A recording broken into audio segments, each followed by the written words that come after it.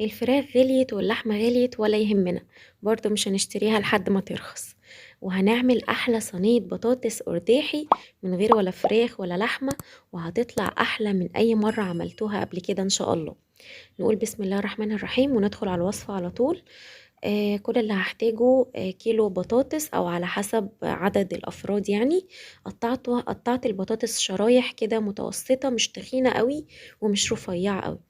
نزلت عليها ببصلاية متوسطة، ببصلتين متوسطين أو بصلاية كبيرة متقطعة شرايح، وكمان فلفلتين رومي شرايح، وطماطماية، وقرنين 3 فلفل حامي. لو مش حابين حامي شيلوها خالص. بعد كده الصوص بقى اللي هيسوي الكلام ده كله، طماطميتين او 3 حطيتهم في الكبة او الخلاط، عليهم نص معلقة كمون، نص معلقة فلفل اسود، شوية ملح، مكعب مرقة دجاج، وكمان شوية مية عشان يمشي الكلام ده كله معايا.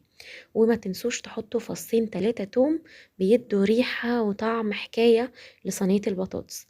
وبس كده نزلت بالخليط ده وزعته كويس على صينية البطاطس، ونزلت عليهم بمعلقتين 3 زيت. ضروري جدا معلقتين الزيت دول، بيدوا لمعة حلوة للصينية وما بيخلوش البطاطس معجنة كده. ولو عندكم مثلا شوية شوربة في الفريزر حطوا مغرفة، ما عندكوش خلاص ما فيش مشكلة. هي هتستوي، الخضار هينزل ميته وهتبقى طالعة كده دايبة دوب. حطيتها على أرضية الفرن، طبعا فرن سخن. استوت معايا كويس، طلعتها على الشواية، خدت اللون الحلو المتحمر اللي قدامكم ده.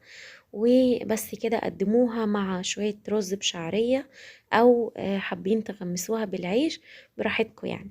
ان شاء الله تجربوها وتعجبكم.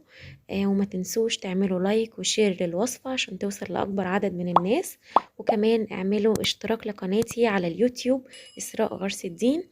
وما تنسوش تعملوا فولو لصفحتي على الفيسبوك مطبخ إسراء غرس الدين.